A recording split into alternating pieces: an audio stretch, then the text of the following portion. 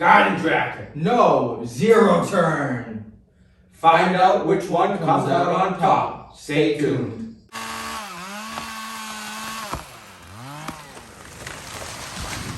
So as we said, in today's video, we're going to talk about garden tractors versus zero turns and which one we would recommend for you. Traditionally speaking, most people are used to garden tractors, but zero turns have made a really big impact in the last several years. However, a lot of people don't realize zero turns are actually older technology than you think. They came out about 75 years ago, and we actually did a video on zero turn history. So the zero turn was actually invented back in about 1949 by Max Swisher. Swisher is still in business to this day out in Missouri. As for garden tractors, it's a little more wishy-washy as to who really came up with them. A lot of people would say, oh, it's the Pond Brothers and Wheel Horse and SpeedX. Other people would say, oh no, it's Gravely. Well, no matter who you think, I think we can both agree that the true garden tractor as we know and love was truly invented late 40s, early 50s, right after World War II. So which one comes out on top to perform your chores at your home? Well, that really is going to depend on what you're doing for chores, how big your property is, and a number of other factors. Let's start off with mowing. Well, obviously, even you must know that zero turns are going to be better. They're going to be quicker, they're going to be easier to use, more maneuverable, they're generally going to have a bigger deck, they're generally going to be easier to work on because it's going to be a more open engine compartment. I mean, you can't possibly have anything that's going to be better about the garden tractor. Well, that's a lot of it there, son. I think there are some garden tractors that could probably mow almost as quick as a zero turn, and they're going to have a lot of other benefits, which we're going to get into later in the video. But sticking to mowing, I will agree with Brett that strictly for grass mowing, I think zero turns are really hard to beat. They have great visibility of the grass in front of you. They're great getting around tight obstacles and making tight turns. They're very fast with their quick turns, and you can really gobble up a lot of acreage in a hurry with a zero turn, especially with a bigger deck. But I have operated garden tractors such as my brother's Kubota G6200. That's a foot-controlled hydrostatic diesel garden tractor. And I'll tell you what, that thing is one sweet mower. It just sips the fuel with that diesel engine. And the foot-controlled hydro, which John Deere also used a lot of that style, really is a quick back and forth movement. There's no wasted movement like if you were shifting a transmission with gears. And it may not be as fast as a zero turn, but I'll tell you what, it's one heavy-duty tractor, and it really does mow great and in a hurry. Oh, yeah.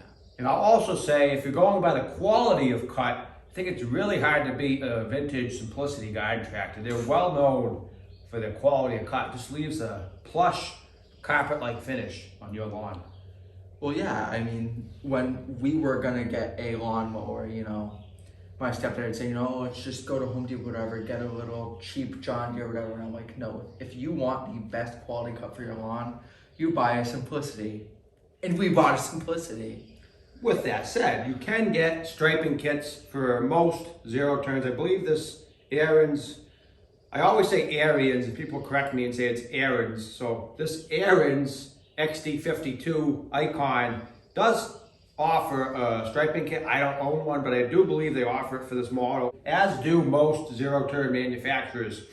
So with the striping kit, would it be as nice of a cut as a vintage Simplicity deep dish deck? I don't know. That's up for you guys to let us know in the comments. So the speed and the turning ability, I think we do have to give to the zero turn for on grass.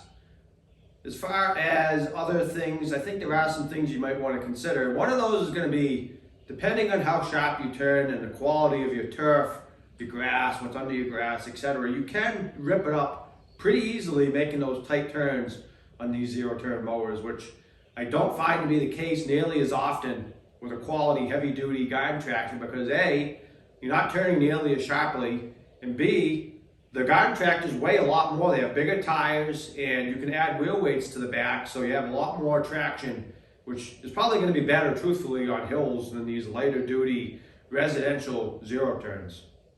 So if you have a real heavy duty, big commercial grade zero turn that weighs a lot, you'd probably be fine in hills, but these lighter residential grade zero turns, I think, have a little bit more trouble in hills than some of your vintage garden tractors of yesteryear. So going 180 degrees to a totally different season, let's move to the winter time snow removal. I don't think there's any beating one of these vintage garden tractors for snow removal. Whether it be a snow blower, a snow thrower, a snow plow, these little tanks are going to be the ticket for handling your snow plowing, driveway chores. And I really don't think there's any way that a zero turn is going to compete with that. What do you think? Well, you say that, and for heavier snow, I do totally agree. A garden tractor is going to be the way to go. There's no getting around that. However, let's say you have a dusting of snow. Let's say you have an inch of snow. You don't have a lot. You can put a plow on a zero turn, and if you have a little amount of snow, just you want to get it cleared, you can clear it with a zero turn a lot faster than you can with the garden tractor because of the extra maneuverability and the extra speed that we have already mentioned. But are the zero turn transmissions, rear ends, all the components, are they designed to, and are they beefy enough to handle snow removal? I think a lot of the bigger models are, but that is the other thing, is that if you have a little, let's say you go to Home Depot, Lowe's, wherever, you buy some little cheap zero turn, it's not going to be designed for anything other than cutting grass. And so if you're going to want to choose it for anything other than cutting grass, you're going to have to spend a pretty penny on a nice one from a dealership. So if we go ahead to the other two seasons, spring and fall, what are really some of the main chores you're going to need to do? You're going to need to aerate your lawn.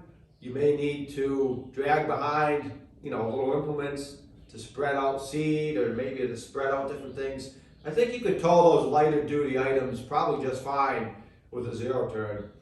And another big springtime chore is going to be planting gardens and using ground engaging equipment, which is where the garden tractor is really going to shine. Like, my father has some nice garden plots. He needs to rototill them every year. With something like this 448 that I'm sitting on, he has no problem hooking up the case rototiller to the 3-point hitch and running it in the garden. With something like that zero turn, that wouldn't really be possible. Also, let's say you have a gravel driveway, and because of all the plowing in the winter, now your gravel driveway is looking pretty rough. You're gonna need to roll it out. Well, for a roller, you're gonna need to have that filled with, say, water or something similar that'd make it heavy enough to actually impact the ground. And in order for it to be heavy enough for it to impact the ground, it'd need to weigh several hundred pounds. And I don't think that a zero turn could comfortably carry something that heavy without issues. Yeah, I'm gonna agree with that. I mean, I think there's a number of chores that we could mention. Pulling trailer loads of firewood or mulch or dirt or stone. Aggressive pulling heavy implements like a 3-point implement, like a York rake, rototiller, different things. I think garden tractors are really more suited for year-round work chores around your estate, whereas zero turns are really meant for more mowing, and they're a one-trick pony. They mow excellent. The one thing they do really well, but they are not going to be a year-round workhorse like a vintage garden tractors are going to be. I would have to agree. I'd say even for the fall, as my father mentioned, with wood. Say you have a trailer full of wood, that'd be a few thousand pounds. I mean, I think we both remember the time that you yanked that huge log through the stone wall On this 448. with the 448.